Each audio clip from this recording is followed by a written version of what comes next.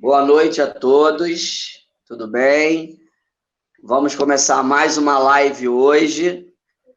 Hoje nós vamos estar, a nossa live de hoje, nós estamos convidando a nossa colega e psicóloga Mariângela Valviesse. A nossa live de hoje, nós estaremos falando sobre bate-papo, né? Nós vamos fazer um bate-papo sobre a educação e a psicologia lado a lado na pandemia. E com isso, nós estaremos hoje com a psicóloga Mariângela Valviesse. Tudo bom, Mariângela? Se apresenta.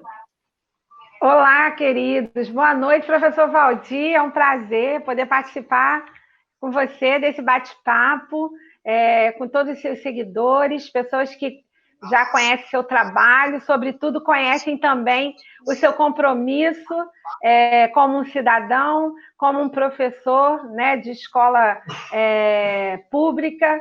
E aí a gente está muito feliz para poder assim, participar com todo esse povo aí que está nos assistindo. E eu espero que seja uma noite... já está sendo, né? Porque nós vencemos um dia, então já está sendo uma noite agradável. Um beijo para você, para sua família linda. Eu sou a Mariângela Valviesse, sou mãe de 2 filhos, os mais lindos de São Gonçalo, com todo respeito à filha linda do professor Valdir, mas os meus filhos são, assim, lindíssimos. Sou viúva, sou funcionária pública da rede municipal há 33 anos. Minha primeira formação é em pedagogia, faço parte de um grupo de pesquisa da Universidade Federal Fluminense, que trabalhamos com a pedagogia social, dou aula no curso de pós-graduação na UF, que é o curso de Pedagogia Social, pós em Pedagogia Social para o século XXI, mas também atuo, depois de uma certa fase da minha vida, de uma segunda formação, que foi por paixão, que foi a psicologia, atuo como psicóloga clínica na área da família, com terapia de famílias e casais. Muito bem. Rapidamente, um pouquinho da história. Com o Muito passar bem. da conversa, a gente vai lembrando de causas, porque depois de uma certa idade, eu que já passei dos 55, depois de uma certa idade, a gente vai lembrando de causas. E vamos falar das causas, né? Pelo que a gente quer interligar aqui, pelo que eu entendi da proposta hoje da live, a gente interligar a psicologia com a educação, até porque sempre vai ter tudo a ver. Nós estamos falando de ser humano, um lugar de maior espaço para ter ser humano é a escola, né? Muito bem. E nós estamos gratos por você ter aceitado o nosso convite.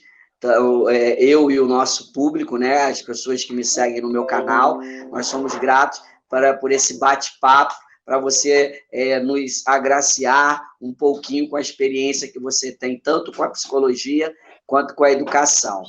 E aí nós estamos passando nesse momento, né, já estamos mais de 100 dias nessa situação da Covid-19, essa questão da pandemia, a gente aqui no município de São Gonçalo, e a gente vai, eu vou trazendo um questionamento, eu gostaria da sua abordagem.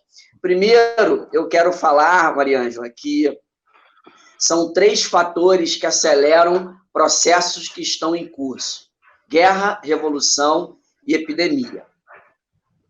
Nós, na faculdade, nós estudamos psicologia da educação, didática, nós não desenvolvemos habilidades digitais no banco acadêmico quando a gente estuda, né, quando nós desenvolvemos a nossa formação profissional, que eu também sou professor, como você também milita na área de educação, né? Nós não desenvolvemos habilidades digitais. E a gente sabe que é uma tradição histórica, Mariângela, que depois que é uma tradição histórica de que após o recolhimento e morte, há uma grande explosão de vida. Foi o caso do Renascimento, após a Peste Negra. Foi o caso da Revolução Francesa, Após a Revolução Francesa em Paris, ficou muito mais extravagante a moda. Historicamente, haverá uma tendência de explosão, de sociabilidade e de muita alegria após a pandemia. E aí, a primeira pergunta que eu te faço, em relação à questão da pandemia, como cuidar do emocional? Como que você pode estar falando para a gente aí a questão do cuidado emocional, a questão dessa situação da pandemia que nós estamos passando? Então, vamos tentar aqui, professor Valdir. Essa pergunta é muito bem elaborada, complexa, mas assim, o objetivo principal dela é saber como vamos lidar pós-pandemia.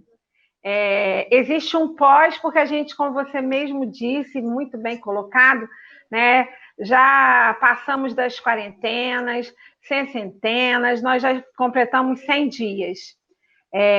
100 dias que para muitos foram dias de total isolamento, para muitos foram mudança radical de vida, não apenas pelo isolamento social, até mesmo pelo convívio familiar, porque muitas pessoas, por conta do isolamento, tiveram que aprender a se ajustar em família, porque a família era ajustada de uma forma onde todos saíam, entravam, todo mundo tinha excesso de fazeres, e aí, de repente, nos vimos dentro, todos no mesmo espaço, um espaço que é de todos, mas às vezes nem todos se sentiam pertencidos. Então, vamos falar do pós, mas eu quero fazer um comentário. Qualquer mal-estar, ele é gerado tanto pelo excesso como pela falta. O que gera o mal-estar? O excesso é falta. A falta desse convívio da nossa vida, do ir e vir, como todos estávamos acostumados com as nossas rotinas, causou um imenso mal-estar, causou em muitos um nível de ansiedade, causou em muitos um nível até mesmo de depressão. Nem vamos entrar no campo das violências que se agravaram dentro do espaço doméstico, mas que é um fato, e todos os tipos e formas de violência, porque tem aquela que já é o último estágio, que parte para o físico, que se fala muito da mulher, mas crianças e adolescentes que também ficaram confinados sofreram muito forte essa violência. Então, a gente tem um mal-estar pela falta, pelo tempo, por tudo que foi causando esse movimento social que não aconteceu na minha rua só, que não aconteceu na minha casa, mas que aconteceu no meu bairro, na minha cidade, no meu estado, no meu país, e aconteceu em todos os lugares. Isso agrava o mal-estar, o medo. E aí a gente vai pensar agora, após a epidemia, e aí a gente fala da falta e também fala do excesso, porque a tendência é que tudo isso que foi reprimido venha à tona de maneira excessiva. Se a gente perceber, existem pessoas que já acham que o vírus está dominado, controlado, e já estão praticando alguns excessos que, independente do que a mídia orienta, seriam desnecessários, até por amor à vida do outro, porque a gente consegue ter amor à vida do outro quando a gente também tem cuidado e amor pela nossa vida. Então, não adianta a gente brigar com quem não respeita o outro, porque, na realidade, ele não respeita a si mesmo, né? A gente nunca vai respeitar o outro se a gente não tem respeito por si mesmo. Eu nunca vou acreditar que eu posso transferir o mal para o outro se eu não acredito que eu possa ser um agente de pegar esse mal. Mas a verdade é que a gente vai ter excessos. A gente já tem tendo excesso. E isso vai ser bom? Também não, porque tanto falta como excesso trazem mal-estar.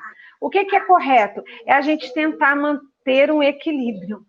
E aí é que é a parte um pouco mais delicada, porque o equilíbrio, ele faz com que a gente perceba, diante das situações e das demandas que a vida vai trazendo para a gente, a gente percebe que o equilíbrio é um estado onde a gente busca alcançar, e às vezes por conta do estresse a gente não consegue, o estresse da rotina, do dia a dia, a gente não consegue, mas o fato é que o equilíbrio evita a gente assim, praticar excessos, o equilíbrio evita a gente viver com a emoção desregulada, viver com ansiedade em alto nível. Então, o equilíbrio é o ideal.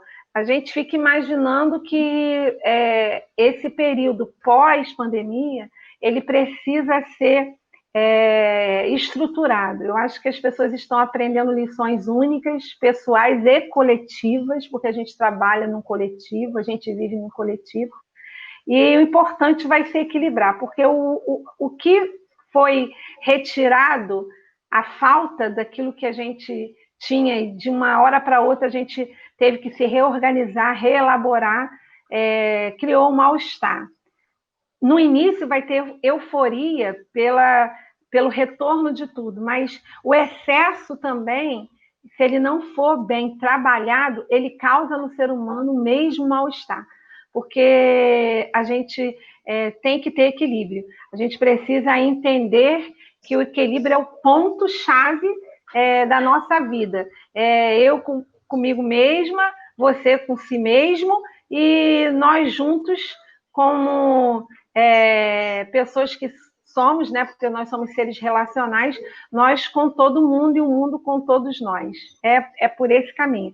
A liberdade e o desejo vai ser natural. Isso vai trazer essa motivação. As pessoas vão estar em um outro estado, em um outro estágio. Mas a gente precisa pensar que, se for em excesso, vai desequilibrar. Como eu vejo que estava a sociedade, muitas pessoas um pouco antes dessa pandemia. Talvez esse momento de reclusão tenha dado uma desacelerada, tenha trazido para a gente alguns aprendizados.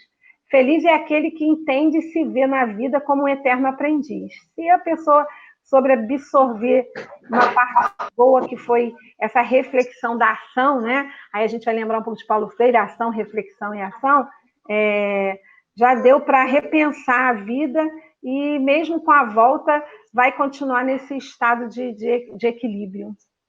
Gostei da sua fala, Mariângela, porque historicamente, se a gente for trabalhar na questão histórica, como eu falei, questão da peste negra no Renascimento, da Revolução Francesa em Paris, historicamente é uma tendência de uma explosão de sociabilidade, muita alegria. E aí que você pontuou a questão de pensar para não ter excessos, né? E aí eu gostei dessa fala que você porque trouxe. Tanto o excesso como a falta não traz para o ser humano o equilíbrio, causa mal-estar. Então, a gente precisa, em todo o âmbito de relacionamento, né, nas nossas relações, a gente precisa manter esse equilíbrio. Equilíbrio a gente consegue ver melhor, porque a sociedade ela é um cenário de possibilidades e de impossibilidades sempre. Então, é o equilíbrio que vai fazer a gente trafegar por isso daí, dentro daquilo que está diante de nós. Porque hoje o cenário, e agora até com mais flexibilidade, hoje o cenário ele foi, né, de impossibilidade. Daqui a pouquinho o cenário social vai ser novamente das possibilidades. E aí a gente precisa manter o equilíbrio, com certeza. Perfeito. Essa explosão de sociabilidade que vai acontecer, ela precisa acontecer de forma equilibrada, né? Gostei dessa sua fala. E aí, Mariângela, eu vou começar agora a inclinar para a questão em sala de aula, do nosso aluno. Eu, como professor, eu venho observando em sala de aula do abismo que está acontecendo dentro das próprias escolas, não é? Porque a gente não tá, eu observo, assim como outros colegas, que nós já fizemos lives aqui, a informação ela não está chegando com qualidade para os nossos alunos que estão lá na ponta, né? E com tudo isso, nós não podemos excluir uma parcela tão grande de alunos, como está acontecendo em tempos de pandemia no sistema de ensino. Nós vamos colocar em risco a existência e a estabilidade do próprio capitalismo brasileiro. Por que a gente vai? Se a gente está excluindo os alunos, tá? E com isso, formação e informação são coisas que não são coisas diferentes. A gente não pode pensar que a abundância de dados de informação seja formação, que não é. Se não houver um equilíbrio, como você bem falou anteriormente, se não houver um equilíbrio, uma igualdade entre informação e formação, é uma falácia achar que o conhecimento pode ser somente adquirido pela internet, porque é a forma hoje que está sendo a educação remota. E aí eu lhe pergunto, Mariângela, de que forma podemos ajudar nossos jovens a tentar manter seu emocional tranquilo nesse momento de perdas e incertezas? Porque esse nosso jovem que está lá na ponta estudando, muitos deles não estão conseguindo receber a informação, os conteúdos programados, ou está recebendo uma abundância de dados excessiva que ele não está dando conta, porque são várias disciplinas. E aí, essa é a minha pergunta, né? De que forma podemos ajudar nossos jovens a tentar manter seu emocional tranquilo nesse momento de perdas e incertezas, porque não sabemos daqui por diante. A certeza que nós temos é que o vírus está aí e a gente vai conviver com ele. Então, a primeira coisa que a gente tem que pensar, e aí eu quero compartilhar com você também um pouco, enquanto educadora que sou, não só atuando na psicologia, que é o maior erro, o maior engano, a gente pensar, né, como se ouviu em tantos discursos e reportagens, a gente pensar que a pandemia ela é igual para todo mundo. A gente tratar igual aquilo que não é igual. A gente não está... o maior erro é subestimar os nossos jovens, dizendo que eles estão todos de igual modo, tendo a mesma, como você mesma afirmou, tendo a mesma quantidade de informação, porque estão vivendo o mesmo processo. Na realidade, não é assim, né? É errado, a gente engana, a gente engana, né? A gente se engana, dizendo que os direitos, e a gente fala, e a gente que trabalha em escola pública, principalmente, a gente fala de um público que a gente tem que tratar igual como ser humano, mas conscientizarmos de que eles não têm, nem na pandemia, nem fora da pandemia, acesso igual a muitos outros. É o que aconteceu com essa forma hoje de comunicação durante a pandemia, desse excesso de informações, mas quem acessa essas informações? Quem do outro lado está de posse dessas informações? O que acontece na casa de cada um que chega a essas informações? Porque não basta ter o acesso, mas quem está recebendo essa informação, como está sendo a experiência nesse período para receber essas informações? Porque o cenário também nas casas, os cenários individuais e familiares, eles são distintos, nós somos seres distintos, nossas histórias são distintas, nossas famílias são distintas, e assim, o que a gente vive, a gente aprende, e o que a gente aprende, uma parte desse aprendizado, ele vem em um movimento de sofrimento. O sofrimento nos leva à superação, é o caminho mais certo. E aí, quando você me pergunta como lidar com esse jovem, eu penso hoje num momento que a gente aprende com a dor, porque estamos vivendo e aprendendo, e o que tem sido sofrido, apesar do sofrimento ser uma experiência pessoal, para muitos essa pandemia não trouxe nenhum sofrimento, para outros tem sido muito sofrido, porque foram dias, estão sendo dias de só perdas, né? Pessoas que nas suas famílias já tinham perdido o emprego e continuaram sem emprego, talvez pessoas que tivessem emprego hoje perderam seus empregos, tinham familiares, hoje já não têm, porque alguns morreram. Então, a gente tem que entender que o principal ponto é a gente fazer disso tudo, tanto do aprendizado, tanto do sofrimento, a gente fazer das nossas relações humanas, compreender, né, esse jovem, compreender o sujeito que está do outro lado. E aí eu não falo só do aluno, não, eu falo até do professor. Compreender o professor, compreender o jovem, porque a história dele é dele. A informação é necessária, mas a informação baseada apenas num olhar comprometido com uma parte do ser humano, porque o conhecimento é uma parte, mas nós somos um ser integral.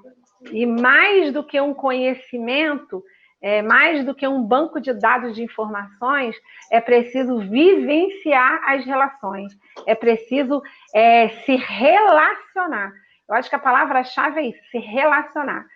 É claro que quem não faz isso na sala de aula presencial não faz agora na virtual. Ou talvez não fazia na presencial, mas com o sofrimento, com o aprendizado, com a superação dos dias passados, hoje passa a entender melhor. Eu disse uns dias atrás numa live que hoje uma tela nos separa, mas talvez hoje as nossas emoções, os nossos relacionamentos sejam mais verdadeiros do que muitos ajuntamentos que a gente tinha no passado, antes da pandemia, porque o outro agora é tudo que eu tenho, ainda que seja através de uma tela. Hoje, como eu falei, a gente já circula, mas houve um momento que a gente não circulou. E graças a Deus pelo espaço da conexão. Então, é pensar, é refletir qual é a cultura familiar desse jovem, desse professor, qual é a dor dele, o que está acontecendo, olhar para ele com um olhar humano, olhar para ele como um sujeito integral que merece muito mais que dados e informações, que merece e precisa de dados e informações, mais que dados e informações, merece ser respeitado na realidade que é peculiar dessa pessoa nesses 100 dias de isolamento. Né, só para fazer algum comentário aqui, hoje, né, Mariângela, os professores, os próprios alunos, né, nós íamos para a sala de aula, nós dávamos as nossas aulas, e aí depois das nossas aulas, o que nós fazíamos? Nós íamos para a nossa casa, nosso lar, não é isso? E aí, Maria, e os alunos a mesma coisa, eles iam para a escola, estudavam, saíam da escola e retornavam para a sua casa. Só que hoje, o que acontece, Mariane? Como, eu vou te perguntar, né? Como que você vai estar podendo dar algumas informações para ajudar o professor. Como o professor pode conciliar a casa, o trabalho, a escola, esses mundos que estão juntos e misturados no mesmo ambiente físico? Como não gerar ansiedade e abraçar tudo e todos? Não é? Porque, olha só, eu dava minha aula na escola de manhã, depois saí de uma escola e ia para outra, dava aula à tarde, e no final eu voltava para minha casa para descansar. Tudo. Agora não. Agora estamos fazendo o quê? Tudo no mesmo espaço, né? E aí, como conciliar isso? Isso tanto para o professor quanto para o aluno. Mas aí eu peço assim, né, eu trago mais questão mais peculiar para os professores, que a nossa casa hoje virou sala de aula, virou casa, virou ambiente familiar, virou tudo, né? E aí, como é que a gente pode estar lidando? É verdade. É o isolamento para ajustamento, né? Vou te fazer uma pergunta.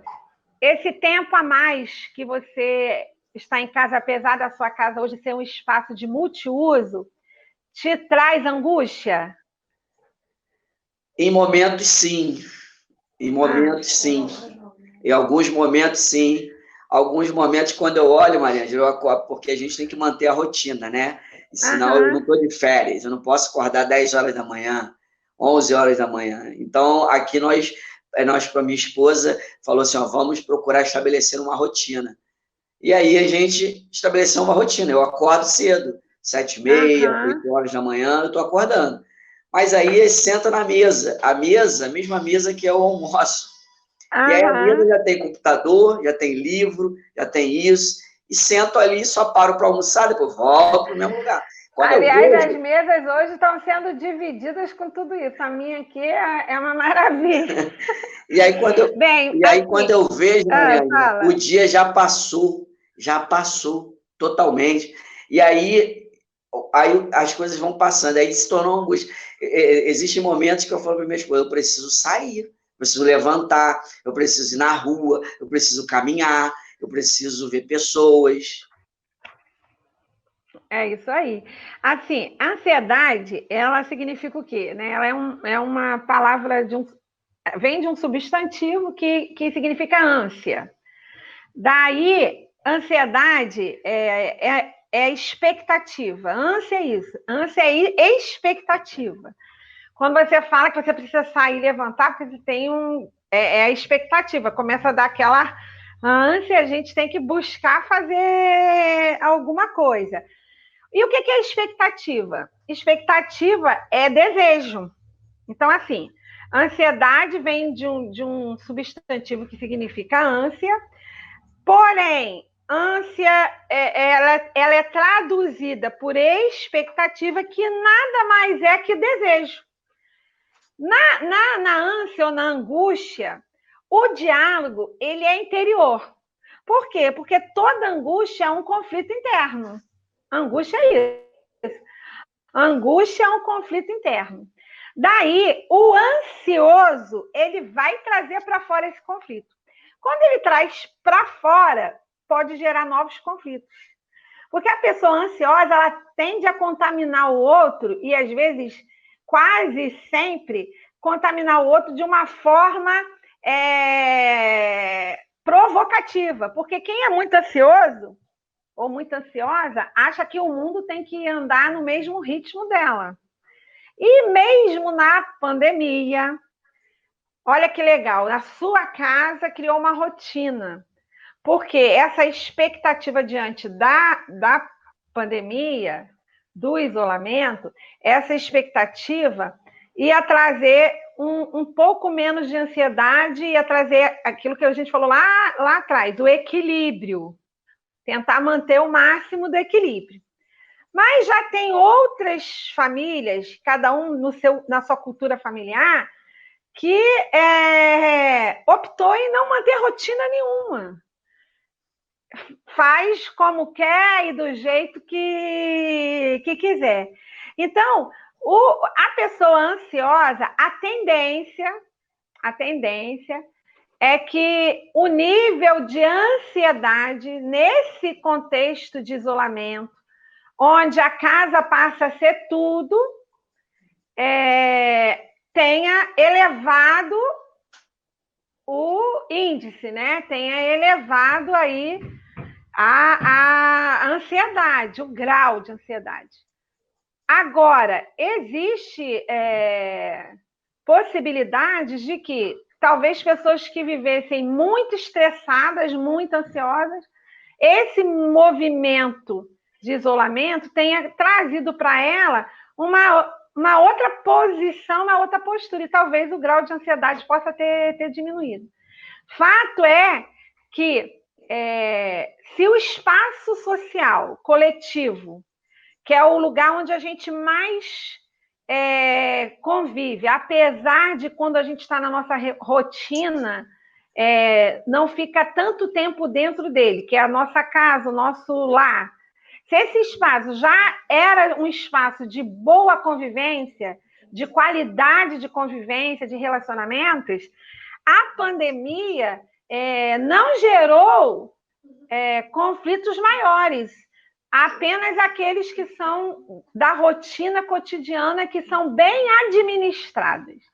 Mas se o espaço familiar, né, não te proporcionava essa segurança, ele realmente hoje se torna um lugar onde o grau de ansiedade pode ter sido acrescentado. A pessoa já tinha uma ansiedade e aí o grau de ansiedade aumentou. Porque você falou assim, a gente saía da escola, saía do trabalho e voltava para casa. Isso é salutar, isso é saudável, isso vai revigorar. Mas existem muitas pessoas que o melhor lugar para estar era a escola, era o trabalho e não era o lar. E se vê agora dentro de um espaço que ele não sabia gerenciar. E aí, para essa pessoa, é muito difícil. Eu te digo que não só elevou o grau de ansiedade, como elevou o grau de conflitos existentes nesse espaço físico e geográfico, quando agora todos estão fazendo parte do mesmo lugar, entendeu? Entendi. E tem também, além desse ponto que você tocou, que eu achei foi muito esclarecedor e bem bacana essa forma que você trouxe, né? E tem também um lado nosso, também enquanto professor, enquanto também, por exemplo, na minha casa, eu e a minha esposa, nós somos professores, né? Então, na realidade, a gente teve que adequar o espaço para tanto eu quanto ela estar dando aulas remotas, ora aula remota, ora aula online, através de webconferência. A gente tem uma filhinha também, e a gente está lidando com a filha, com a casa, com os trabalhos, e a gente tudo em um ambiente. Mas é aquilo, né? A gente, antes de entrarmos na pandemia, a gente também tinha um relacionamento bem saudável, e a gente conseguiu fazer essa gestão aí. Mas não foi fácil, né? Não foi fácil. Se já existia conflitos antes da pandemia, as pessoas tiveram que reelaborar essas relações, porque esses conflitos só agravaram durante a pandemia. Porque agora, como eu falei, o espaço geográfico é vivenciado por todos, é compartilhado por todos. Então, é um trabalho que pode ter dificultado, né? Eu penso que eu atendo algumas pessoas que antes eram só estresse, porque assim, estresse não é a mesma coisa de ansiedade, né? Estresse a gente pode viver por causa de um momento estressante. A gente pode ter um dia estressado, a gente pode ficar um momento estressado. Mas a ansiedade é um sofrimento psíquico, por quê? Tudo que começa pela mente, né? A mente vai gerar em mim as emoções, e essas emoções vão ser traduzidas nas minhas reações. Eu penso, sinto e o meu comportamento e a minha reação ou a minha ação vem desse somatório aí. Então, na cabeça da pessoa ansiosa, existem questões que são dele e está na cabeça dele. É o mundo interior dele, não é para fora dele, mas aí ele traz para fora. Aquilo que eu falei, o ansioso, ele vai trazer essa ansiedade para o mundo de fora. Então, se a pessoa já vivia esses conflitos, e um grave fator, assim, nos relacionamentos de conflitos, né, dos relacionamentos familiares não darem certo, é a falta justamente desse equilíbrio, porque ou a pessoa é ansiosa demais, ou a pessoa é apática demais, ou a pessoa reage demais, é reativa demais, e aí falta comunicação nas famílias, e aí vai gerando os conflitos e a ansiedade e o estresse vai aumentando. Então, se a pessoa não teve uma oportunidade de, junto com os seus, parar, repensar, administrar, ela com certeza de um grau, né, talvez, de ansiedade dentro de um controle, entre aspas, de uma normalidade, ela agora possa já estar até com transtorno, porque existe um transtorno que é TAG, transtorno generalizado de ansiedade. É um transtorno de ansiedade generalizada. Tem pessoas que, por conta desses conflitos, agora estão com transtornos. Antes era só uma ansiedade que dava para a pessoa ir tentando manter um equilíbrio com alguns exercícios, com algumas práticas, até com alguns outros afazeres, mas tendo em vista essa aglomeração, e se não houve diálogo, se não houve uma comunicação mais interativa, se não houve um momento de pensar essa organização familiar para todos, né? Porque o espaço é de todos, mas às vezes todos precisam do mesmo espaço, aí tem que ter uma organização para isso. A pessoa pode estar até hoje pior, muito pior do que quando começou a pandemia, mas com certeza também tem pessoas que estão muito melhores, relacionamentos muito mais saudáveis, famílias muito mais fortalecidas, porque houve um ajustamento. Por isso que eu digo, o isolamento traz com ele a oportunidade de um ajustamento. Quem soube aproveitar, quem está sabendo aproveitar, vai levar a vida um pouquinho mais de boa a partir dessa experiência que está vivendo, com certeza. E aí eu vou te fazer uma pergunta. Será que você acredita a sociedade ela vai sair mais, ela vai sair adoecida depois dessa pandemia, né? Porque isso vem na minha cabeça agora. Será que nós, assim, não vou falar você como profissional da psicologia, eu acho que a quantidade hoje de pessoas, né, com uma patologia, né? Eu acho que você acredita que a pandemia acelerou patologias na área da psicologia? Sairemos mais adoecidos após a pandemia? É o que eu coloquei. Se a pessoa já vinha desenvolvendo um estágio de ansiedade, se já havia conflitos interiores que geravam os conflitos exteriores, principalmente nos relacionamentos mais próximos, e o mais próximo são aqueles que a gente convive sempre. O mais próximo não é o amigo do trabalho, até porque assim, um amigo do trabalho acaba vendo só quando você já está em um outro estágio, que aí você vai perder o limite mesmo, o senso. Mas o mais próximo é aqueles que estão ao nosso redor sempre. Se isso já era uma patologia nesse indivíduo, com certeza agravou. Mas existem as exceções, existem pessoas que estavam nesse estresse todo, nessa ansiedade toda, nessas patologias todas, por causa daquela rotina desfreada, e com esse movimento paralisante, porque eu chamo de movimento paralisante, porque a gente não parou de se movimentar, apesar de termos espaços limitantes. E quando eu penso em espaço limitante, eu vou falar do meu espaço limitante com o outro.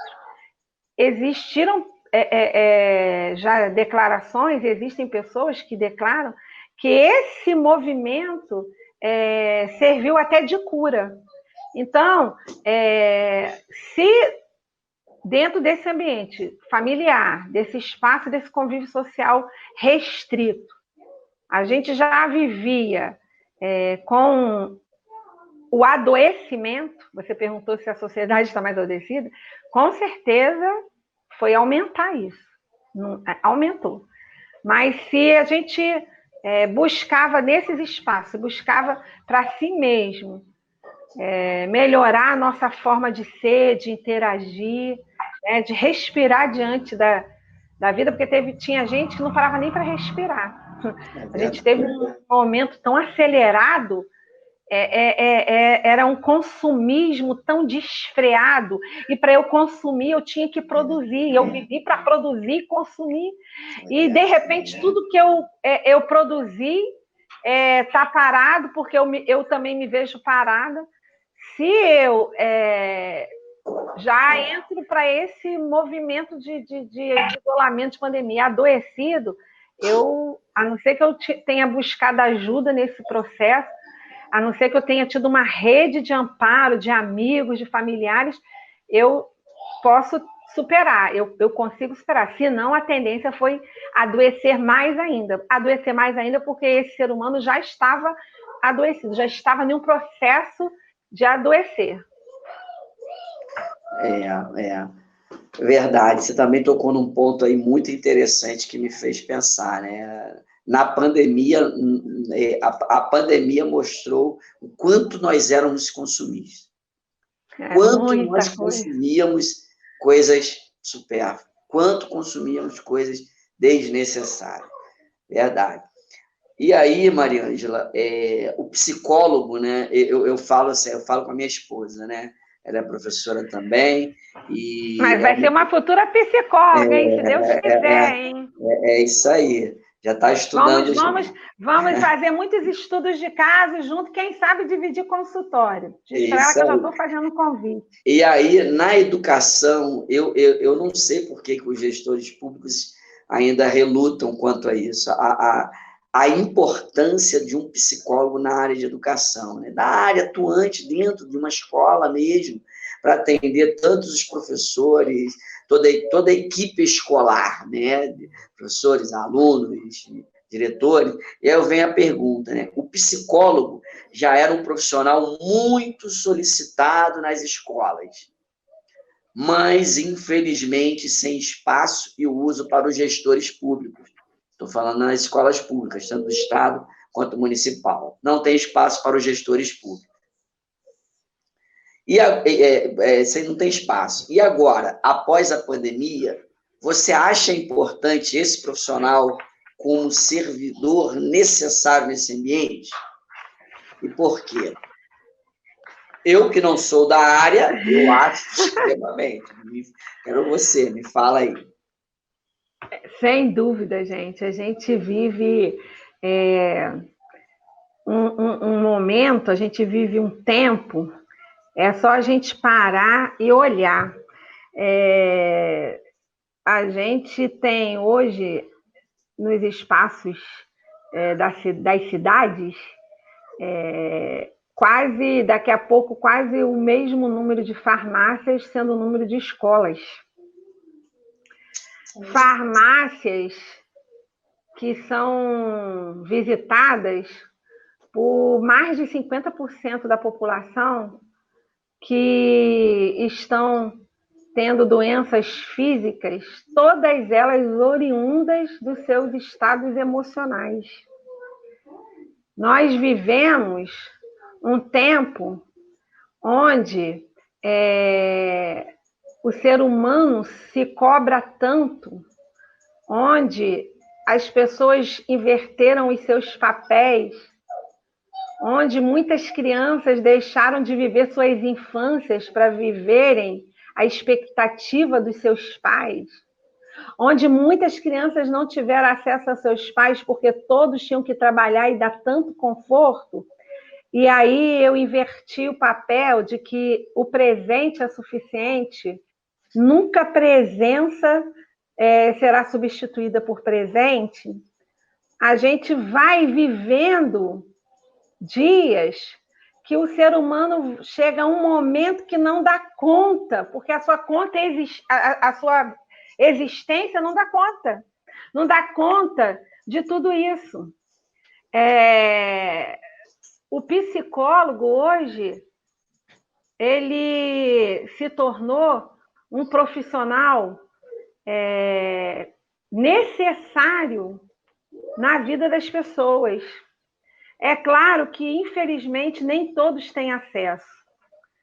É claro que as pessoas, é claro que as nossas autoridades políticas, é claro que os homens da lei, eles não estão interessados nunca com a saúde da população. Quando eu falo em saúde, eu não estou falando de saúde física, porque na minha função, o meu objetivo é cuidar da alma, cuidar do pensamento, para que não haja um repórter para o físico, para que não haja o dano no físico. Mas o fato é que essas pessoas não estão interessadas. Se não estão interessadas com o ensino que é oferecido, vão estar interessados com o que está por trás do não aprendizado, o que está por trás do olhar triste, o que está por trás da crise, o que está por trás da violência daquela criança, o que está por trás daquele professor amarrado, emburrado, o que está por trás daquela pessoa que diz que nasceu assim, vai ser sempre assim, ou seja, mal amado, angustiado, aquele que briga, o que está por trás daquele ser humano egoísta. Sempre vai ter uma causa, sempre vai ter uma causa. E aí, o psicólogo da escola, assim como um bom orientador educacional, vão estar ali para olhar o que está por trás disso tudo, facilitando para o professor que hoje tem que acumular funções, né? Porque hoje os nossos companheiros de sala de aula acumulam funções, porque aqueles que são sensíveis, aqueles que fazem uma educação que é voltado para o social, que é voltado para o humano, esse vai sempre ter um olhar diferenciado. Mas aquele que está ali também está cheio de problemas, não se dá conta e nem dá conta dos seus problemas, por mais que ele queira, ele não vai ter esse olhar diferenciado.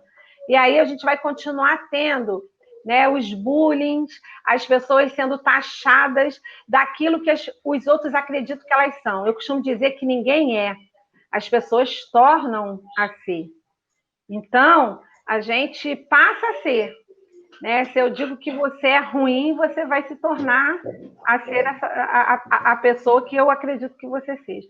E aí, além da fé, além da pessoa buscar na sua espiritualidade, ela vai precisar, com certeza, de um profissional de apoio para entender que a possibilidade, é o que eu falei, a vida, assim como a sociedade, é feita de possibilidades, de impossibilidades, de certezas, de incertezas, e de incertezas, de derrotas e de vitórias, de fraquezas e de fortalezas. E todo mundo é dotado disso. Então, se você que está me ouvindo aí é jovem, eu não sei o que te taxaram, eu posso te dizer uma coisa. Né? Como eu digo aqui sempre para o meu amigo, professor Valdir, que é uma pessoa que tem compromisso com a educação, tem compromisso com a juventude, tá? Você é um ser de potencial. E se você não tiver como buscar ajuda de um profissional que seja próximo, que seja gratuito, comente isso aí.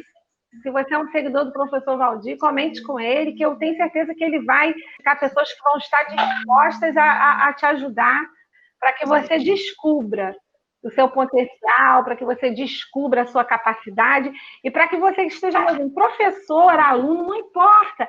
Aqui a gente não está falando para categoria, a gente está falando de ser para ser, né? De humano para humano. A melhor maneira de dizer eu te amo é servindo. E quem aprende a servir o outro, quem aprende a acreditar no outro, é porque já acreditou em si mesmo e sabe que há possibilidade sempre, porque já descobriu as suas próprias. Muito, muito importante essa sua fala, né? A gente, quando nas salas de aula, a gente percebe quando o aluno ele chega diferente, aquele olhar diferente, né? Aquele olhar perdido, quieto na dele, e tem tantas coisas que poderíamos hoje, na educação, de fato, ser eficaz, né? O psicólogo nos ajudando, como equipe, né? É uma equipe, não tem como você falar que você tirar a mente, o seu aluno ele vai estudar, ele tem que estar com a cabeça boa, com a mente boa, né? Então não tem como separar, né? A psicologia ela está aí embutida em todas as áreas e na educação ela é muito, muito sucateada, muito, ainda mais na educação pública. Na educação e é isso privada, aí, professor Valdir. Por que numa escola particular, numa escola privada, esse profissional, ele se faz necessário, porque o pai vai querer uma escola completa, com uma equipe técnica.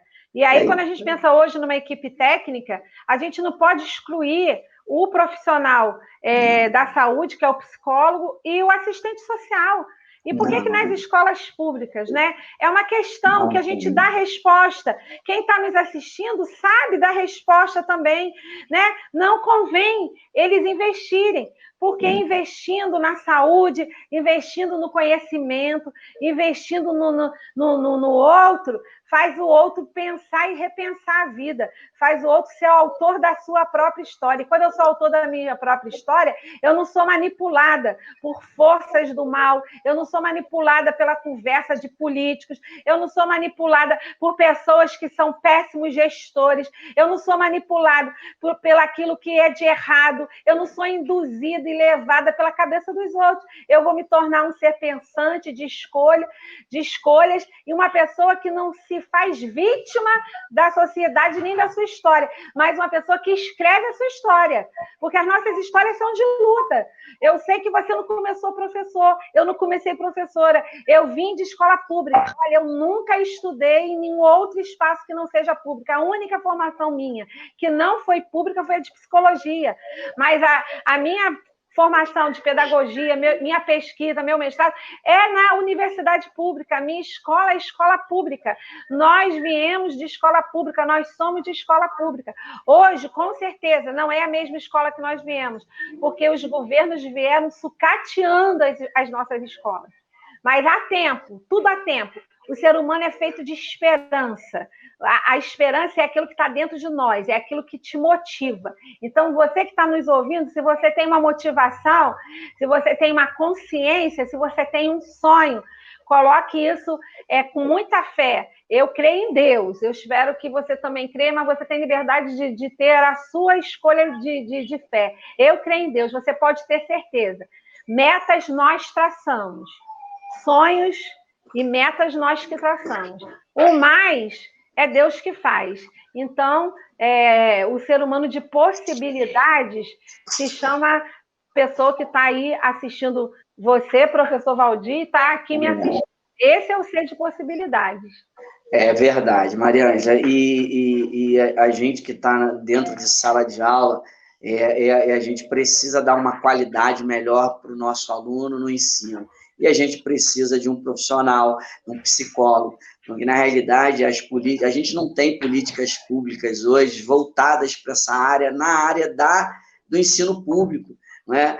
Eles não querem formar, Mariana, formadores de opinião. Eles estão preocupados só em informar e não na formação.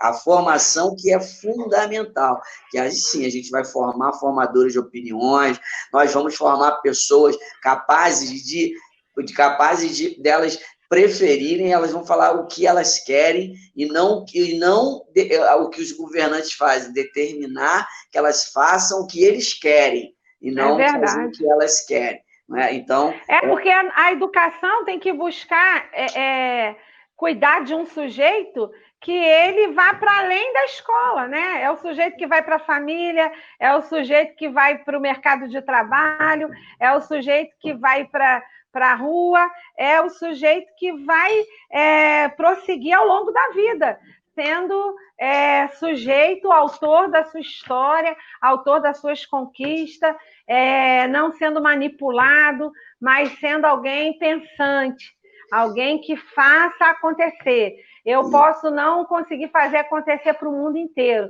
mas eu começo da minha realidade. Se eu sou capaz de mudar os meus pensamentos, eu vou mudar os meus sentimentos. Se eu mudo meus pensamentos, meus sentimentos, eu vou ter uma nova ação, uma nova postura diante dessa sociedade, diante dos meus pares, do meu coletivo. E é fazendo assim, é para além da escola, é para além da escola. E aí a gente muda até a história, né? Muda a história. A gente não vai reproduzir, a gente vai mudar, né? Algo que vem acontecendo. E aí eu afirmo que é uma covardia o que o poder público faz com as escolas públicas, em toda a estrutura educacional. Você colocou muito bem, se na escola privada existe o profissional, por que na pública não existe? Não é? É uma questão... Então, Mariângela, a live, conversar com você é algo maravilhoso, né? A gente se conhece aí nessa nossa luta, nessa nossa batalha na melhoria da qualidade, no atendimento à sociedade. Parabéns, a gente já está aí há quase 1 hora, né? Já estamos há quase 1 hora conversando. Espero que... É um bate-papo muito bom, obrigada pela oportunidade. Espero que os nossos ouvintes estejam nos ouvindo, né? Mas tem aqui os comentários também, eu vou ver aí os comentários. As pessoas falam sobre a importância. Os comentários estão mais reflexivos. Os comentários hoje são mais reflexivos. Que bom que quem está nos ouvindo, eles estão processando, pensando, estão repensando naquilo que você falou. Tá? É uma coisa muito, muito bacana. E também, Mariângela, a gente tem assunto para falar em próximas lives, até porque, Mariângela, a gente está falando de uma forma macro, né? Mas ainda existem os alunos PNE, os portadores de necessidades especiais, Maria, que esse sistema remoto aí que tem hoje em dia, estabelecido pelo governo, que esse sistema de ensino não atende essa parcela, não atende, né, os PCDs, né, o PNE. É verdade. Entendeu? Não atende esse público. E ninguém senta para discutir sobre isso, Mariane. Ninguém fala sobre isso. E na próxima live que nós vamos fazer, na próxima quinta-feira, nós vamos estar trazendo uma especialista na área de educação, né, uma educadora que trabalha com educação inclusiva, a Rosângela Costa, está nos assistindo na live. Muito obrigado. Um beijo para você, Rosângela. Que bom que você é uma pessoa, né, que trabalha e luta por esse povo, né, que eu acho que nem é duplamente, já passou de ser duplamente esquecido, já passou de ser duplamente pessoas que são... Nessa parcela da sociedade, ninguém toca no assunto. Não toca. São totalmente... parece que são invisíveis, né? Isso, passaram duplamente esquecidos, porque você esquece de alguém que em algum momento lembrou. Mas, às vezes, a gente tem sensação que existem grupos sociais dentro da mesma sociedade que parece que são invisíveis, estão na invisibilidade das políticas públicas, estão na invisibilidade de nós quando não temos ninguém na nossa casa, porque a gente começa a se distanciar de alguns grupos sociais, porque às vezes a gente não tem ninguém, não conhece ninguém, mas eles estão aí, merecem não só todo o nosso respeito, carinho, como merecem, principalmente por parte dos governantes, atenção e respeito. Preciso. E aí, na semana que vem, na próxima quinta-feira, nós vamos estar conversando com ela. O tema da live da quinta-feira que vem é educação inclusiva em tempos de pandemia, como fica? Essa vai ser a minha pergunta para o governador do estado do Rio de Janeiro, vai ser a minha pergunta para os prefeitos dos municípios do estado do Rio de Janeiro. Como fica a educação inclusiva em tempos de pandemia? A gente precisa cobrar, a sociedade precisa cobrar, a sociedade precisa se atentar também para esse público que, como você bem disse, precisa e merece todo o respeito e carinho por parte dos governantes e de toda a sociedade.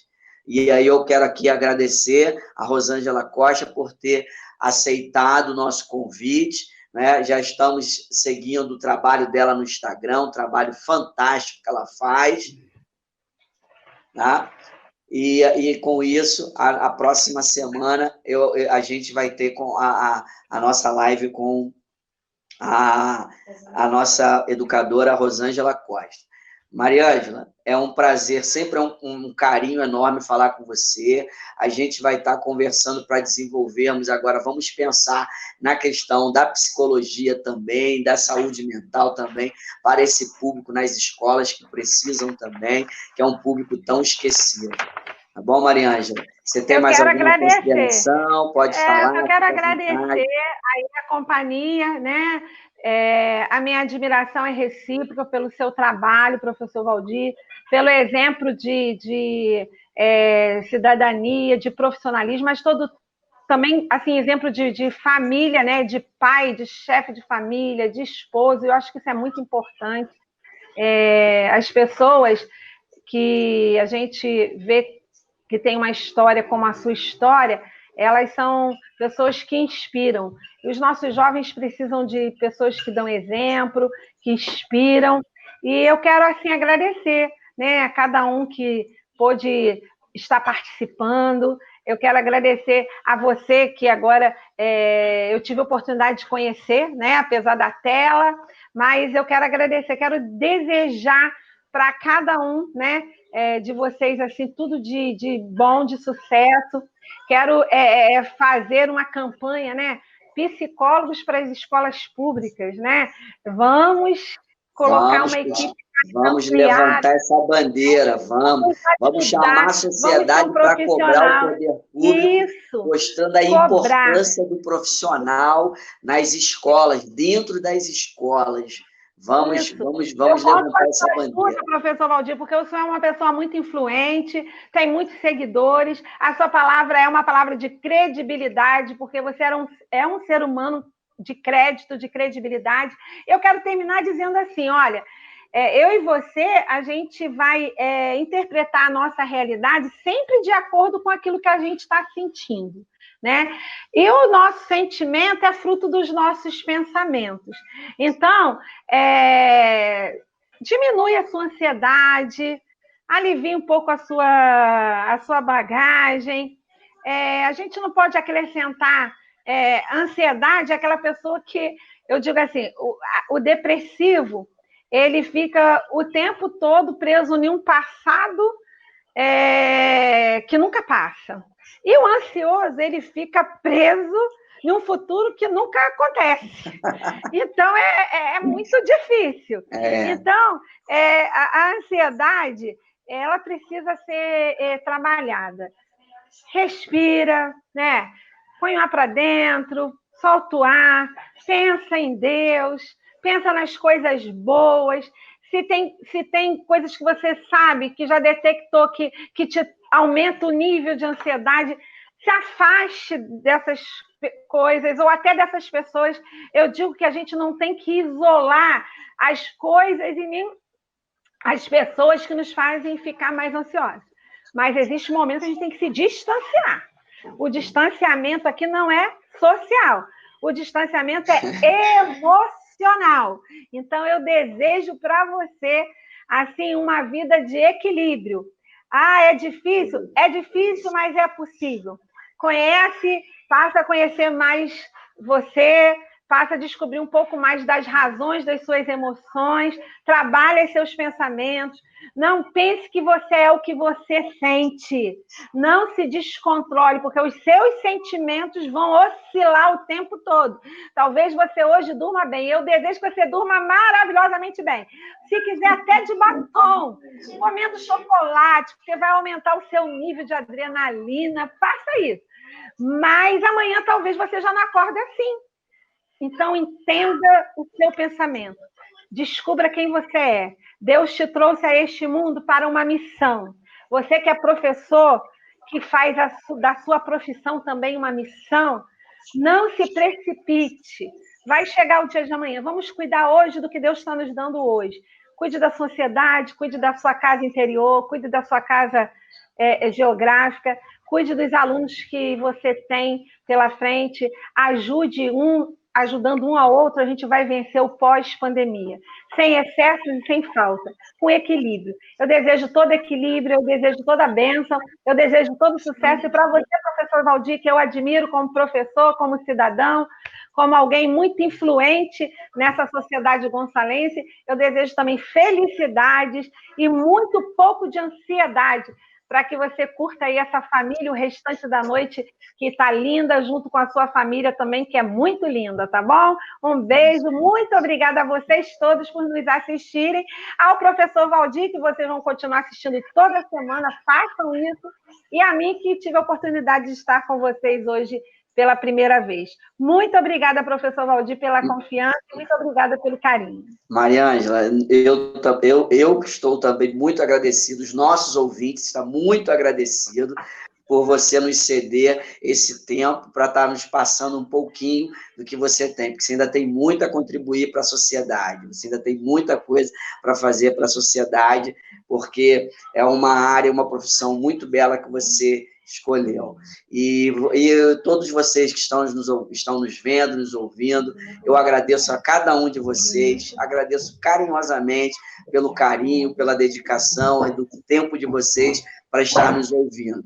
E repito aqui mais uma vez, todas as quintas-feiras eu faço as minhas lives, venha me assistir, me siga nos meus canais, veja que todas as quintas-feiras a gente tem sempre um assunto para ser abordado de grande interesse e de grande relevância para a vida de cada um de nós, porque nós não somos ninguém sozinhos, a gente sempre vai precisar um do outro, tá bom? Tenham uma boa noite a todos.